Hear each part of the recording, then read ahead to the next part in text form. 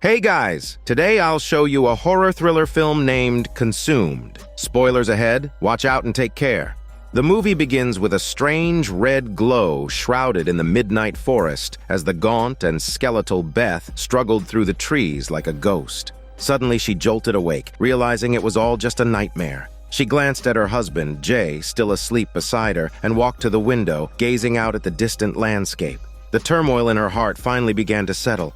This was a hiking trip Jay had planned to celebrate Beth's cancer remission. They followed narrow trails, venturing deeper into the tranquil woods. Beth, still weak from her recovery, stumbled and scraped her leg while climbing over some rocky crevices. She gritted her teeth, bearing the pain, and only when they reached their campsite did she finally head to the river to clean her wound. The cool stream soothed the burn, but before she could fully rinse off, she noticed the water turning red. Her blood-soaked hands brought a chill of unease.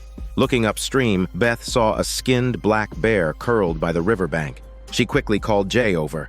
Faced with the gruesome sight, even Jay sighed at the heartlessness of poachers who'd killed for the pelt, leaving the mangled carcass behind. Beth stared, fixated, as maggots wriggled over the rotting flesh, a wave of nausea and dread filling her. Jay's voice grew distant as her mind raced. To her, this bear was an ominous omen, perhaps warning of hidden dangers lurking in the woods. Thankfully, Jay's care in setting up their camp and his attentiveness eased her anxiety.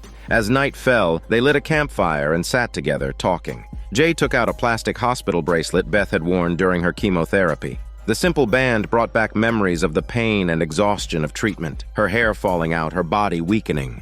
Unwilling to relive those days, she threw the bracelet into the fire, silently praying for an end to all that suffering. Just then, 2 gunshots echoed from deep in the forest. Jay figured it was poachers again and considered calling a ranger, but Beth wanted no part in any potential danger, so he let it go. Still, Beth couldn't shake the feeling. Why had she been plagued by nightmares ever since they entered these woods?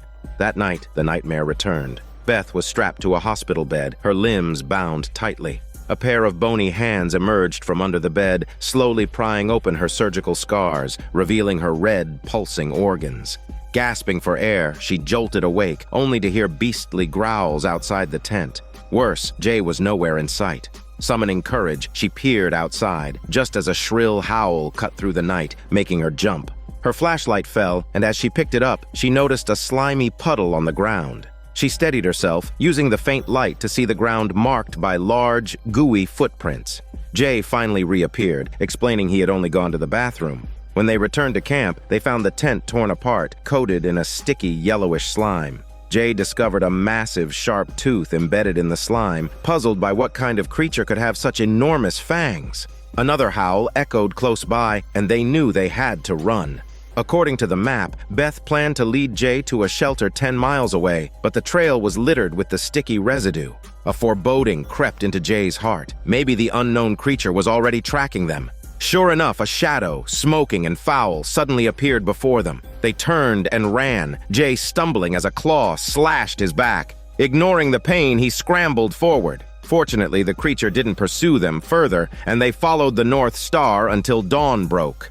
They paused, discussing their next steps. Jay decided to scout the path ahead while Beth stayed behind. Little did she know the creature had silently approached, morphing into a yellow fog that seeped into her mind. Jay's shout broke the spell, snapping her back to reality. But fate wasn't done with them.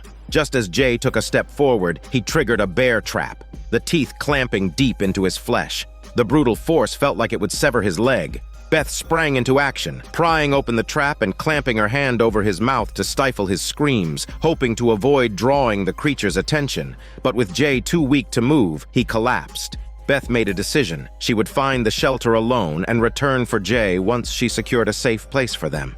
Beth scrambled deeper into the forest, only to stumble upon a dilapidated, desolate courtyard. Nearby, she noticed a deep well with smoke curling up from its mouth. Before she could investigate, a strong scent of blood wafted from a distance. With a mix of doubt and dread, she crept toward it, only to nearly faint at the sight before her, a massive, moss-covered rock draped in blood-soaked human skins. Some were so decayed that faces were disfigured and crawling with flies, buzzing with eerie glee. This hellish scene made her hair stand on end. The creature clearly had a twisted enjoyment for skinning its victims. Sensing it closing in, she ran for her shitty life, but her weakened body couldn't sustain the effort. She hid in a corner, silently praying for mercy. Suddenly, hands grabbed her from behind, stifling her chicken scream. As the creature left, her rescuer released his grip and guided her and Jay to his underground hideout. With the crisis temporarily averted, Beth quickly tended to Jay's wounds. She then turned to their mysterious savior, asking who he was and what that creature was. The man introduced himself as Quinn, a hunter, and explained the creature was the legendary Wendigo. Beth paled, pleading with Quinn to help them escape. He only handed her water for Jay, silently refusing. During this tense silence, Beth noticed a locket around his neck with a photo of a young girl. That night, Beth's sleep was troubled yet again. She dreamed of herself hanging from a tree, a suffocating pressure jolting her awake. Seeing Jay safe beside her, she reluctantly drifted back to sleep. The next morning, Quinn woke her up to hunt for traces of the Wendigo. As he crouched with his gun among the trees, Beth noticed a flicker of hatred in his eyes. She asked about the girl in the locket and learned it was his daughter, who had died at the hands of the Wendigo. After a long, futile wait for the creature to appear, Quinn led Beth to another location. Walking through the dense forest, Beth eventually realized Quinn had vanished. Alone in the vast woods, she was paralyzed with fear as the Wendigo finally emerged, a swirling cloud of black smoke that lunged toward her. Just in time, Quinn reappeared, firing his gun and driving the creature away. As he aimed again, the smoke dispersed too quickly. He was left frustrated, and Beth realized that, unlike her and Jay, Quinn was there by choice, hunting the Wendigo to avenge his daughter. Once back in the bunker, Beth anxiously checked Jay's condition. His wound had become infected, and she knew they had to leave the forest, or Jay might not survive. She then admitted the harsh truth to herself. This journey was likely her last. Beth had been hiding her cancer's recurrence from her husband, unwilling to let this final trip end in despair. Quinn listened, briefly moved but resolute in refusing to help them escape. Confused and desperate, Beth waited for Quinn to fall asleep. She sneaked into the passage she'd discovered earlier, hoping to find some answers. She barely took a few steps before a pungent gas assaulted her senses, blinding her. Striking a match, she saw piles of corpses, maggots writhing in rotting flesh. Horrified, she scrambled back only to run into a now awake Quinn. Recalling his strange behavior and refusal to help, Beth realized he wasn't a friend. He was using them as bait to lure the Wendigo. Caught, Quinn no longer hid his intentions. The Wendigo's unusual behavior toward Beth earlier, seeming almost invigorated, prompted Quinn to decide to use Jay as bait. Beth pleaded with him to take her instead, promising she'd hold the creature off. Before they set out, she discreetly took the giant tooth Jay had found, vowing to protect him. Under Quinn's orders, they entered the forest once more, with him reminding her not to look directly at the Wendigo or risk possession. Soon, a horrifying scream echoed from all directions. Quinn shoved Beth to the ground, challenging the Wendigo, but he forgot his own advice and locked eyes with the creature's smoky form. Quinn was overtaken by visions of his daughter's voice, his senses dulling. In that vulnerable moment, the Wendigo struck, slashing him before drifting away into the mist. But Quinn refused to accept defeat. He dragged Beth back to the spot where he had set traps before, ordering her to stand on a stump and slip her head into a noose. Refusing to die in vain, Beth seized a moment of Quinn's weakness and fought back. However, the strength difference was too great, and she eventually found herself with a gun barrel pointed at her, forced to put her neck into the noose. Believing she was subdued, Quinn turned his focus to calling the Wendigo. Beth, however, wasn't ready to give up. Seizing an opportunity, she quietly pulled out the sharp tooth and in a swift motion plunged it into Quinn's throat just as he turned around.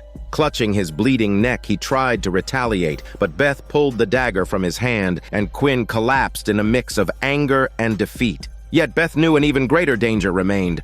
A haunting, childlike melody filled the air as the Wendigo drew nearer. In her panic, Beth accidentally kicked the stump, tightening the noose around her neck. She frantically sawed at the rope with the dagger, but oxygen continued slipping away from her lungs. Her vision blurred as hallucinations took over. She saw herself bound to a stretcher, lifeless. She gave up struggling and hung quietly from the tree. Fortunately, her efforts hadn't been in vain. The rope eventually snapped, and fresh air rushed into her lungs, though she remained unconscious. Meanwhile, Quinn, hearing his daughter's voice, dragged himself to his feet, following the Wendigo's call into the woods.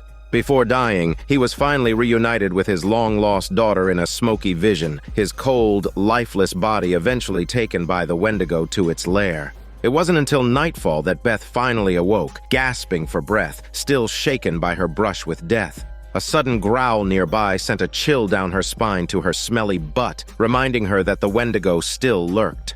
Realizing she was still in danger, Beth took off into the darkness, but the wendigo was already in pursuit. She felt an unseen force knock her to the ground, and she lost consciousness once again. When Beth came to, she found herself back in the eerie courtyard where she had first entered the forest. Turning her head, she saw a familiar pendant, now hanging from a bloody human skin, with empty, hateful eye sockets staring back at her. The wendigo had skinned Quinn, leaving his face as a grim trophy. Trembling, Beth began to cry, unsure of how she could escape the demon. Just then, a shadowy figure lunged toward her and she blacked out once more. In her dream, Beth was no longer alone. Her husband Jay appeared, urging her to keep looking up at the stars. His comforting words pulled her back to consciousness. She found herself lying on a stone slab and, remembering Jay waiting for her back in the bunker, steeled herself to survive. She grabbed her dagger and carefully made her way down a narrow passage. Suddenly, an unseen force hit her head-on, rendering her unconscious again. In her delirium, Jay's voice urged her to give up, but Beth gritted her teeth, determined to press on. Time and again, she would wake up only to find herself back on the stone slab, trapped in a vicious cycle she couldn't escape. After countless attempts, Beth finally broke free of the illusion, but the wendigo's patience had worn thin. It lashed out, tearing into her back with its claws, leaving her battered and intending to have a wendigo baby with her. But she refused to give up, pushing herself down the passage even as her injuries multiplied. As the wendigo toyed with her like a Barbie toy, her spirit finally broke, and she lay back down on the stone slab, feigning surrender. The shadowy creature manifested in its full form, towering and grotesque, reaching out with rotten claws and trying to force its hand into her mouth. But it was all part of Beth's ruse. In one swift move, she drove the dagger deep into the wendigo's body. Enraged, it tightened its grip on her neck, but she managed to pull the dagger out, plunging it into the glowing maw, the creature's weak and smelly spot. The wendigo collapsed, and Beth took her chance, relentlessly sawing through its thick neck with her blade as screams of past victims filled the cave. Undaunted, she continued until the monster's grotesque head rolled to the floor and silence fell. Blood gushed from the wendigo's severed arteries, pooling into a river at Beth's feet, while its flesh disintegrated into a foul sludge, leaving only bleached bones as testimony to its sins. Exhausted but relieved, Beth pulled herself up and hobbled toward the exit.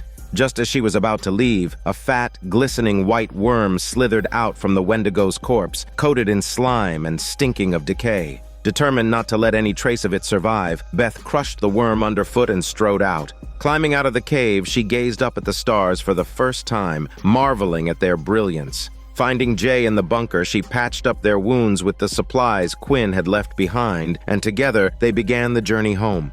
Despite their injuries, the thought of reaching home filled them both with a newfound strength. This is Daniel CC Movie Channel. Stay safe and enjoy your day.